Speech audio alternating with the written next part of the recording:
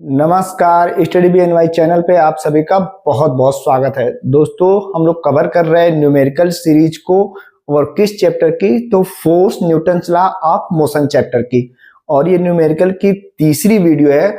अगर दो वीडियो को आप देखना चाहते हैं तो प्लेलिस्ट बनी हुई है, वहां से आप विजिट करके देख सकते हैं। प्लेलिस्ट क्या है? Force Newton's law of motion के नाम से प्लेलिस्ट है।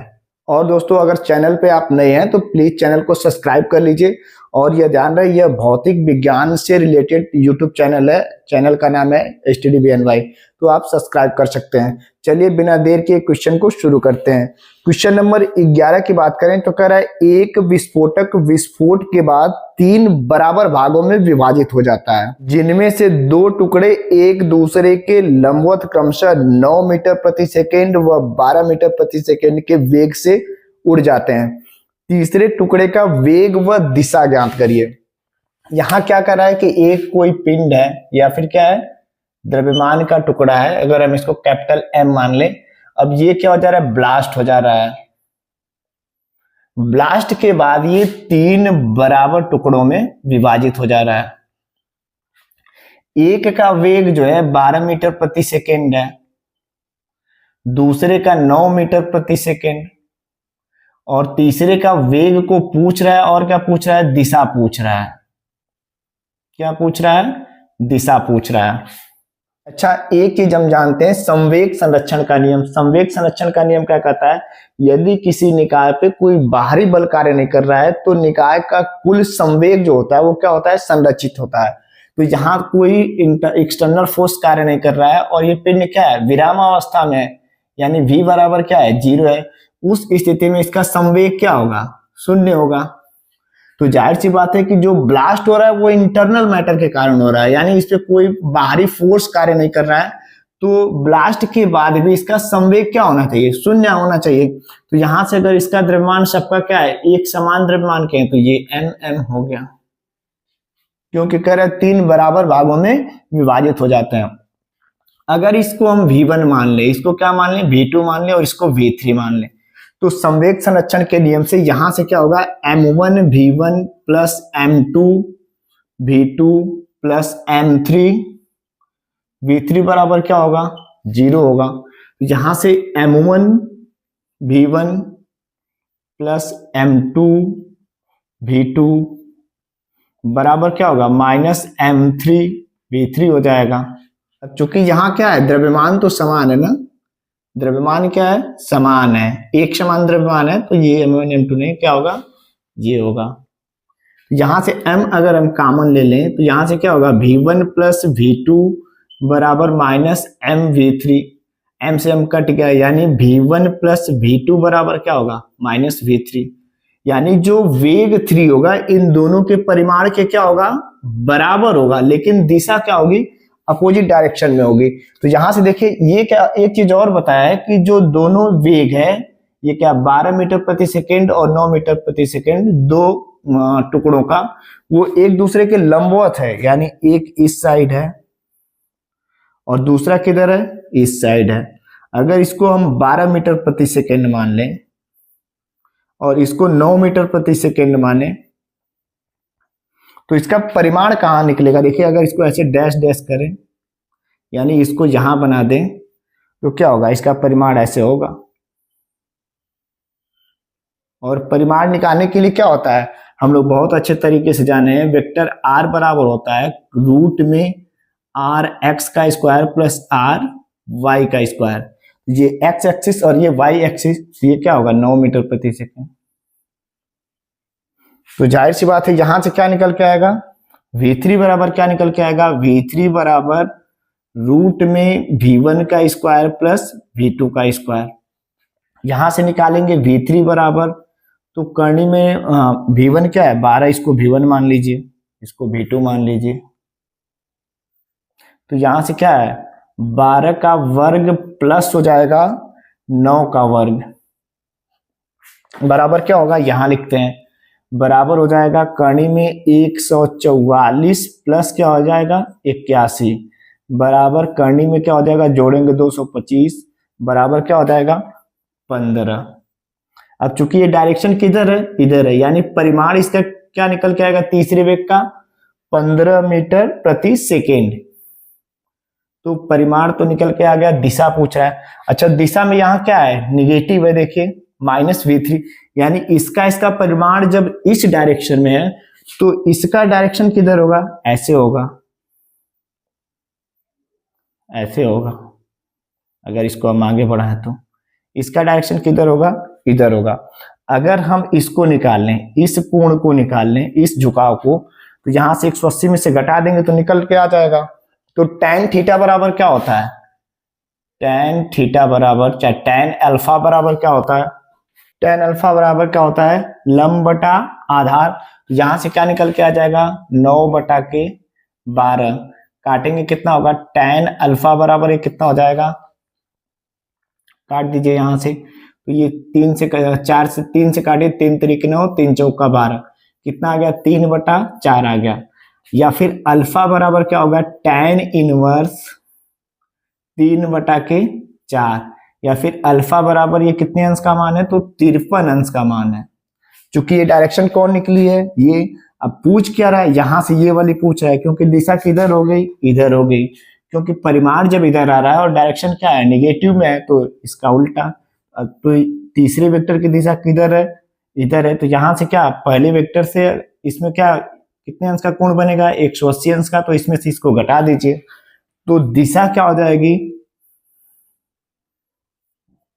180 माइनस 53 अंश बराबर कितना हो जाएगा, 127 अंश। तो एक उत्तर आपका ये हो जाएगा और एक उत्तर आपका ये हो जाएगा। परिमाण कितना निकला, 15 मीटर प्रति सेकेंड तीसरे टुकड़े का, और दिशा कितनी हो गई, पहले वेक्टर से 127 अंश। क्वेश्चन नंबर 12 कह रहा है कि 2 कर्ण में 3, 5 कर्ण में 3 और 2 न्यूटन के बल किसी समषष्ठभुज के एक शीर्ष से क्रमशः 5 शीर्षों की ओर क्रिया करते हैं, उनके परिमाणी का परिमाण व दिशा ज्ञात करिए। कह रहा है कि ये क्या है, षष्ठभुज है, और इस षष्ठभुज में किसी एक शीर्ष से, हम यहां से मान लेना, कह रहा है कि यहां से 2, फिर एक शीर्ष पे 2, दूसरे शीर्ष पे, मतलब शेष सब जितने शीर्ष हैं उस पे 2, कड़ी में 3, इसके बाद इस पे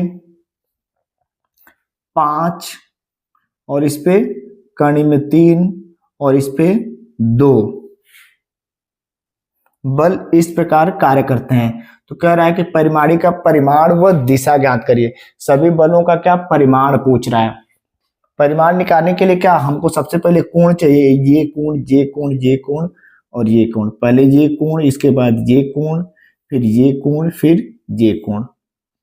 अच्छा, हम लोग जानते हैं किसी बंद आकृति में अगर भुजाएं क्या हो, सभी समान हो, तो किसी शीर्ष पर बनने वाले कोण के लिए सूत्र क्या होता है, n-2 गुणे 180 बटा के क्या होता है, n होता है। तो यहां से कितनी भुजा है, 1 2 3 4 5 6, 6 भुजा है। तो यहां से क्या, 6 - 2 गुणे 180 बटा के क्या हो जाएगा, 6 हो जाएगा। यहां से निकालेंगे तो कितना, 4 गुणे 6 से काटिए तो 3, 4 गुणे 30 बराबर कितना हो जाएगा, 120 अंश। तो प्रत्येक शीर्ष पे कितने अंश का कोण बनेगा, 120 अंश का। अब कितनी भुजा डिवाइड करिए, 1 2 3 4, तो प्रत्येक भुजा के लिए, यानी जो बल लग रहा है उसके लिए कितने अंश का कोण होगा, तो प्रत्येक शीर्ष के लिए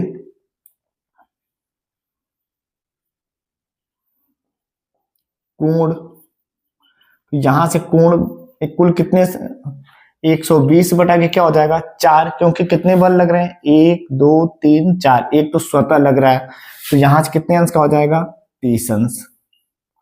यानी ये कितना हो गया, 30 अंश, ये 30 अंश, ये 30 अंश और ये 30 अंश। तो यहां से पहले वाले के लिए क्या, अब इनका परिमाणी निकालने के लिए हम क्या करेंगे, इनके घटक निकाल देंगे। तो एक बार साइन वाले घटक निकाल देंगे और एक बार कास वाले घटक निकाल देंगे। और हम जानते हैं क्या होता है, r बराबर करनी में rx का स्क्वायर प्लस ry का स्क्वायर। तो यहां से देखिए rx हम पहले निकाल रहे हैं, यानी कास वाले घटक। तो 2 वाले के लिए क्या होगा, कास 0 अंश होगा, तो यहां से 2 cos 0 अंश प्लस इसके लिए कितने अंश का कोण होगा, √3 वाले के लिए, इस वाले बल के लिए 30 अंश। तो यहां से क्या होगा, प्लस करने में 3 cos 30 अंश, इसके लिए कितना 30 30 60, कितना हो जाएगा 60। तो 5 वाले के लिए 5 cos 60 अंश और इसके लिए 90 अंश, प्लस करने में 3 cos 90 अंश प्लस क्या हो जाएगा, प्लस 2 cos 120 अंश, ये हो जाएगा। इसी प्रकार आर वाई के लिए सब कुछ वही रहेगा, यहाँ क्या हो जाएगा, साइन हो जाएगा। आर वाई बराबर 2 sin 0 अंश प्लस करने में 3 sin 30 अंश प्लस cos sin 60 अंश प्लस करने में 3 sin कितना हो जाएगा, sin 90 अंश प्लस हो जाएगा प्लस 2 sin 120 अंश। जहां से क्या होता है, sin 0 अंश का मान क्या होता है, 0 होता है, तो ये तो 0 हो गया। और cos 90 अंश का मान क्या होता है, 0 होता है। यहां से पहले हम rx निकालते हैं, तो rx बराबर निकल के आ जाएगा 2 cos 0 अंश का मान 1, तो 2 प्लस cos 30 अंश का मान करने में 3/2 प्लस cos 60 अंश का मान 1/2, ये तो 0 हो गया, प्लस cos 120 अंश क्या होगा, 90 प्लस 30 हो जाएगा। cos 120 क्या हो जाएगा, 90 प्लस 30 यानी sin 30 अंश, तो sin 30 अंश क्या होगा, माइनस sin 30 अंश, तो यहां से माइनस sin 30 अंश का मान कितना होता है, 1/2। और ये क्या है, इधर आगे 2 है, ये 2 प्लस 2 गुणे, यहां से निकालिए, तो यहां से देखिए √3 और 3 कितना हो जाएगा, ये 2 हो जाएगा। यहां से इसको आगे लिख रहे हैं 2, 3 और 3 में मल्टीप्लाई करेंगे √3 इंटू √3, तो कितना हो जाएगा 2 प्लस 3/2 प्लस 5/2। एक चीज यहां देखिए, ये क्या हो जाएगा, माइनस हो जाएगा, क्योंकि cos 90 प्लस थीटा बराबर माइनस साइन थीटा, तो यहां से ये क्या हो जाएगा, माइनस हो जाएगा। तो ये 2 से 2 कट गया, तो -1 हो गया। तो यहां से इसको अगर जोड़ेंगे तो कितना होगा, 5 3 8/2, ये 4, 2 धन 4 -1 बराबर हो जाएगा 5 हो जाएगा। कितना न्यूटन आ गया, 5 न्यूटन आ गया। बाकी आर वाई को देखते हैं, तो आर वाई बराबर निकल के आ जाएगा, यहां से करनी में 3 sin 30 अंश का मान 1/2 प्लस cos 60 अंश का मान करनी में 3/2 प्लस साइन करनी में 3 sin 90 अंश का मान 1 होता है, तो ये करनी में 3 प्लस 2 sin 120, ये क्या हो जाएगा, 90 प्लस 30 हो जाएगा। तो sin 90 प्लस 30 यानी cos थीटा, तो प्लस 2 और cos 30 अंश का मान कितना हो जाएगा, करनी में 3/2, ये 2 से 2 कट गया। तो आर वाई बराबर यहां लिखते हैं, आर वाई बराबर क्या निकल के आ जाएगा, आर वाई बराबर करनी में 3/2 प्लस 5 करनी में 3/2 प्लस करनी में 3, करनी में 3 और करनी में 3 कितना आ जाएगा, +2 करनी में 3 हो जाएगा। तो आर वाई बराबर कितना निकल के आ जाएगा, आर वाई बराबर निकल के आ जाएगा, जोड़ेंगे तो 5 करने में 3 और 1 करने में 3, 6 6 2 कितना होगा, 8 करने में 3, 5 1 6 2 8 करने में 3 बटा के, नहीं इसको नहीं जोड़ सकते, यहाँ क्या /2 है, यहां से देखिए क्या हो जाएगा, 5 1 6 करने में 3/2, 6 करने में 3/2 प्लस 2 करने में 3, ये कट जाएगा 3 हो जाएगा।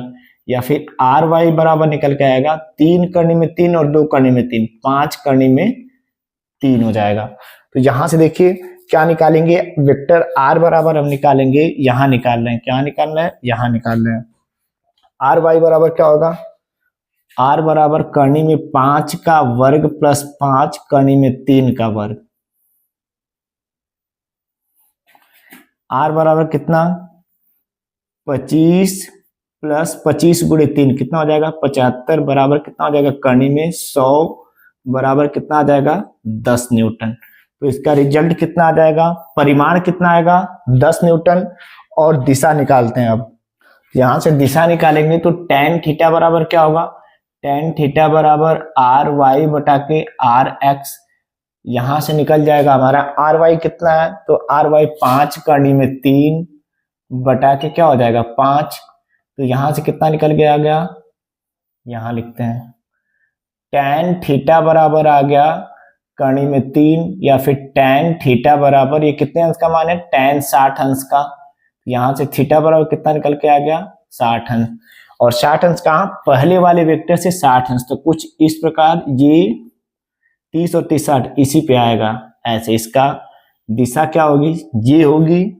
और परिमाण कितना होगा, परिमाण 10 न्यूटन और दिशा कितनी होगी 60 अंश होगी।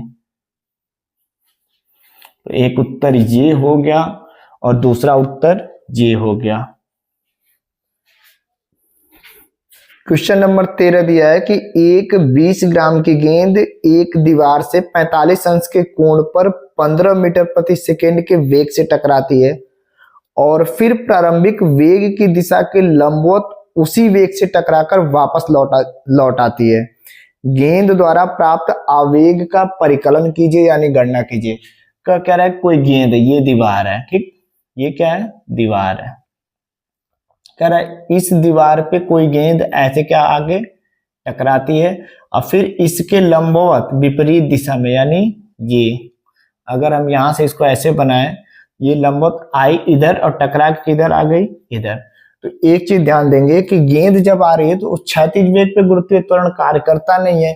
तो यहाँ से क्षैतिज वाला घटक जो होगा वो अपरिवर्तित होगा, यानी खेला क्या होगा केवल ऊर्ध्वाधर घटक में। तो इधर क्या इसका वेग कितना दिया है 15 मीटर प्रति सेकेंड। द्रव्यमान कितना दिया है उसी वेग से कर रहा है, तो ये भी क्या होगा 15 मीटर प्रति सेकेंड। लेकिन दिशा क्या है, इधर आ रहा है, इधर विपरीत हो जा रही है। तो यहाँ माइनस कर ले रहे हैं, -15 मीटर प्रति सेकेंड कर ले रहे हैं। और किस अंश के कोण पे कर रहा है, दीवार से कितना 45 अंश के कोण पे। तो पहले टक्कर के पहले हम निकाल ले रहे हैं। अच्छा आवेग पूछ रहा है, तो आवेग को जे से प्रदर्शित करते हैं और जे बराबर क्या होता है m डेल v। और डेल v क्या होता है, जे बराबर m v2 माइनस क्या हो जाएगा v1 हो जाएगा वेग। तो यहां से देखिए v2 हमारा क्या होगा, v2 बराबर क्या हो जाएगा, v2 बराबर 15 मीटर प्रति सेकेंड है। 15 चूंकि दिशा बदल जा रही है तो माइनस लगा रहे हैं, -15 साइन क्या होगा 45 अंश, या फिर हम इसको यू वाई लिख दे रहे हैं, यू वाई u2 v2 ये लिख दे रहे हैं। और v1 बराबर क्या होगा, ऊर्ध्वाधर निकाल रहे हैं, एक चीज ध्यान रहे क्या ऊर्ध्वाधर। और v1 बराबर क्या होगा 15 साइन 45 अंश ऊर्ध्वाधर घटक। यहां से दोनों का मान कितना आ जाएगा, 15 साइन 30 अंश का मान 1 कर्ण में 2 होता है, 1 कर्ण में 2 और इसका -15 1 कर्ण में 2 हो जाएगा। अच्छा द्रव्यमान इसका कितना दिया है 20 ग्राम, बराबर कितना निकल के आ जाएगा 0.02 kg। तो यहां से जब हम आवेग निकालेंगे तो आवेग जे बराबर क्या हो जाएगा m, तो 0.02 यहां से हो जाएगा 0.02। और वेग परिवर्तन कितना हो गया, पहले क्या है v2 कितना है, ये माइनस है, यहाँ से माइनस क्योंकि दिशा बदल जा रही है। तो -15 कर्ण में 2 माइनस ये क्या -15 कर्ण में 2 बराबर क्या हो जाएगा 0.02। ये 15 15 30 कर्ण में 2, 30 कर्ण में 2, यहां माइनस लगा दे रहे हैं -0। या फिर इसको हम ऐसे लिख सकते हैं 0.02 इंटू 15 गुणे कर्ण में 2 कर्ण में 2, वही बात हुई बटा कर्ण में 2। यहां से क्या होगा ये कट जाएगा, ये 15 दूनी कितना हो जाएगा 30 हो जाएगा। तो यहां से 0.3 और ये क्या हो जाएगा कर्ण में 2, 0.03 कर्ण में 2 क्या हो जाएगा किग्रा मीटर प्रति सेकेंड, किग्रा मीटर प्रति सेकेंड हो जाएगा। ये उत्तर कितना आ गया 0। अच्छा यहाँ माइनस है तो यहाँ माइनस हटा देंगे तो इसको दिशा लिख सकते हैं यहाँ विपरीत दिशा में। किधर? विपरीत दिशा में, जो कि पहले ही बता रहा है विपरीत दिशा में, और रिजल्ट में भी माइनस आ रहा है यानी इस दिशा के इधर। तो आगे कितना आ जाएगा 0.03 कर्ण में 2 किग्रा मीटर प्रति सेकेंड। क्वेश्चन नंबर 14 देखते हैं। क्वेश्चन नंबर 14 कह रहा है कि 10 ग्राम द्रव्यमान की एक लकड़ी का एक टुकड़ा एक 100 मीटर ऊंची मीनार की चोटी से मुक्त रूप से गिराया जाता है। कह रहा है ठीक उसी क्षण मीनार के पाद यानी निचले हिस्से से 10 ग्राम द्रव्यमान की एक गोली ऊर्ध्वाधर ऊपर को टुकड़े के पथ पर ही 100 मीटर प्रति सेकेंड के वेग से छोड़ दी जाती है। तो कह रहा है परिकलन कीजिए। पहला क्वेश्चन पूछ रहा है गोली और लकड़ी का गुटका कब और कहां मिलेंगे। दूसरा क्या पूछ रहा है कि यदि टकराने के बाद गोली गुटके में ही रह जाए तो गुटका और गोली निकाय नीचे आने से पूर्व कितनी ऊंचाई तक उठेंगे। कह रहा है कि यह मान लीजिए कि गुटका इतनी अधिक ऊंचाई तक नहीं जाता है जिसमें जी का मान क्या हो, जी के मान में परिवर्तन न हो। पूछ कह रहा है यहाँ आइए हम चित्र से समझते हैं। एक मीनार है, कह रहा है मीनार के ऊपर से एक 10 ग्राम का, कितने का 10 ग्राम का लकड़ी का टुकड़ा नीचे मुक्त रूप से ऐसे छोड़ रहे हैं।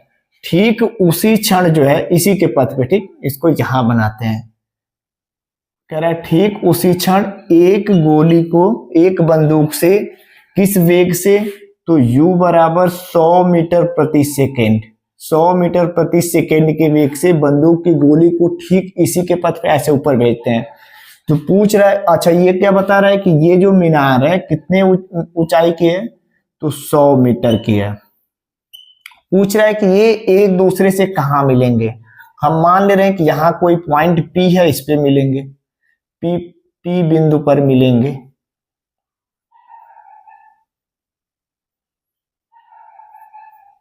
तो यहां से अगर ये टोटल कितना है 100 है, तो अगर हम इसको h मान लें, क्या मान लें, यहां से लेके यहां तक h मान लें, तो ये क्या हो जाएगा हमारा 100 माइनस क्या होगा 100 माइनस h हो जाएगा। कितना हो जाएगा 100 माइनस h। तो गुटके के लिए पहले हम लिखें, गुटके के लिए u बराबर क्या है 0, क्योंकि प्रारंभिक वेग उसका क्या है 0, क्योंकि मुक्त रूप से छोड़ी जा रही है। तो यहां से गति के दूसरे समीकरण से देखें तो h बराबर क्या होगा ut, तो u 0 है तो ut प्लस हाफ क्या हो जाएगा gt का स्क्वायर। ठीक, अब किसके, गोली के लिए यहां हम समीकरण 1 मान लेते हैं। गोली के लिए क्या होगा, ये कितना है 100 माइनस h, 100 माइनस h बराबर ut, u कितना है 100 है, गोली का वेग कितना है u बराबर 100 है। तो यहां से 100 माइनस h बराबर ut प्लस हाफ gt का स्क्वायर। समीकरण इसको क्या मान लें 2 मान लें। अगर समीकरण 2 में हाफ gt स्क्वायर बराबर क्या लिख दे h लिख दें, तो यहां से देखिए एक चीज ध्यान दीजिए, यहां गोली ऊपर की तरफ जा रही है, किधर जा रही है ऊपर की तरफ जा रही है, तो ये क्या होगा माइनस में होगा। क्यों माइनस में होगा, क्योंकि गुरुत्वाकर्षण के विपरीत दिशा में जा रही है। ठीक, तो यहां से 100 माइनस h बराबर 100 t माइनस क्या हो जाएगा h, किससे, समीकरण 1 से। कहां से होगा, समीकरण 1 से h बराबर हाफ gt स्क्वायर रखने पे। ठीक, तो यहां से देखिए h से h क्या होगा कैंसिल हो जाएगा, 100 से 100 भी कैंसिल हो जाएगा, तो t बराबर कितना मिल गया 1 सेकेंड। कितना मिल गया 1 सेकेंड। तो अगर हम t बराबर 1 रख दें तो समीकरण 1 से देखिए समीकरण 1 में t बराबर 1 रखने पर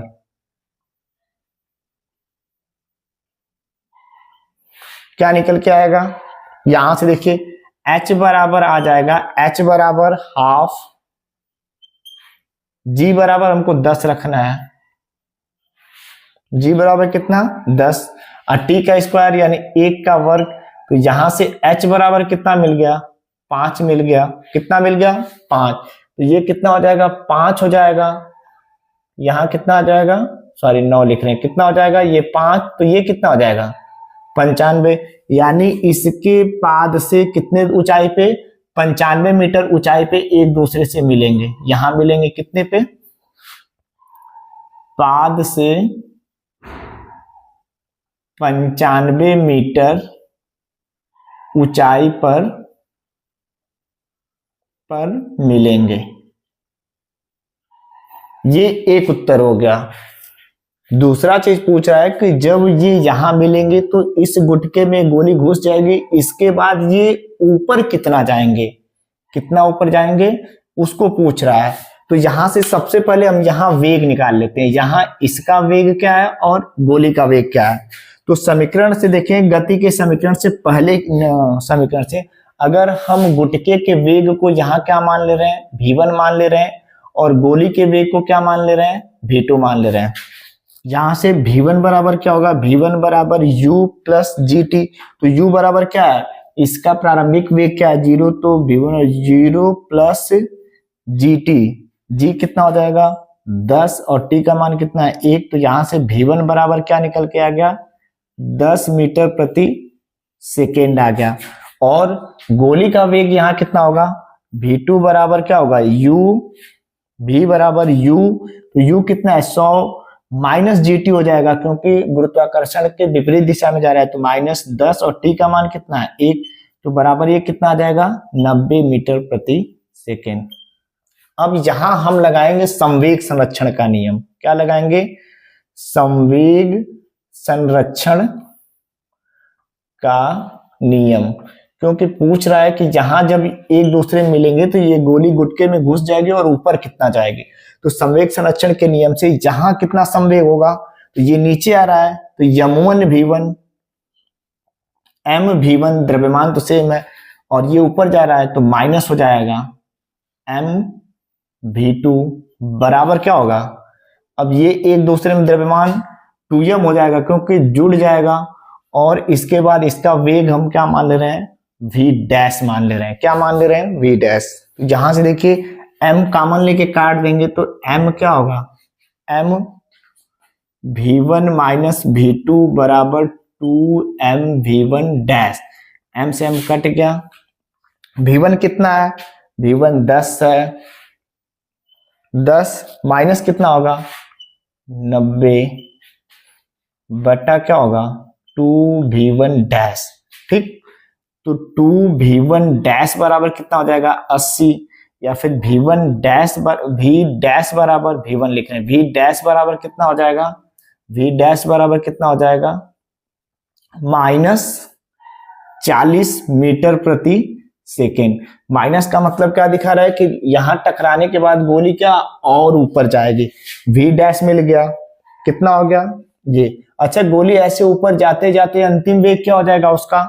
0 हो जाएगा। तो यहां से अगर हम v डैश तीसरे नियम से निकालें, v डैश का स्क्वायर बराबर u स्क्वायर, यानी v डैश स्क्वायर बराबर, नहीं अंतिम वेग क्या हम v डैश मान ले रहे हैं, ठीक, v डबल डैश मान ले रहे हैं। अंतिम वेग v स्क्वायर बराबर क्या होगा?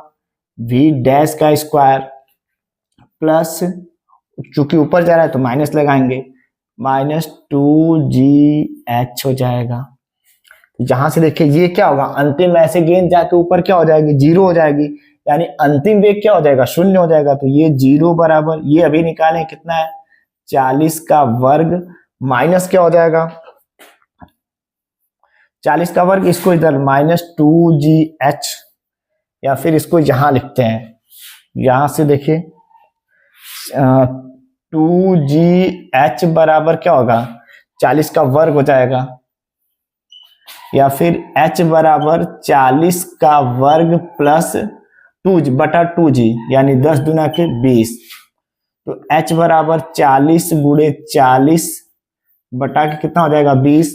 1 0 से ये कटा और 2 2। तो h बराबर कितना आ गया 8। 40 दूना के 80, 4 दूना के 8, 80 मीटर। कितना हो गया 80 मीटर। तो यहां से कितना ऊपर जाएगा 80 मीटर जाएगा। h बराबर कितना ऊपर जाएगा 80 मीटर। यहां से 80, तो इसके पाद से कितना जाएगा, सॉरी ऊंचाई से कितना जाएगा, पहले से 5 है तो ऊंचाई से मीनार के ऊंचाई से कितना हो जाएगा 80 माइनस 5 कर लीजिए, क्योंकि 5 ये है तो मीनार की ऊंचाई से कितना हो जाएगा 75 मीटर ऊंचा जाके इसके बाद क्या होगा वो गिरेगा। यही कुल 4 क्वेश्चन थे दोस्तों, लेकिन बहुत इंपॉर्टेंट थे। तो प्लीज वीडियो को अगर यहां तक देखे हैं तो वीडियो को लाइक करिएगा और अपना प्यार देने के लिए चैनल को सब्सक्राइब करिएगा। अगर ये वीडियो अच्छी लगती है तो प्लेलिस्ट विजिट करके और भी न्यूमेरिकल की जो सीरीज है उसे आप देख सकते हैं। यहीं से इस वीडियो को करते हैं समाप्त। उम्मीद करते हैं वीडियो आपको पसंद आई होगी। तब तक के लिए जय हिंद, जय भारत।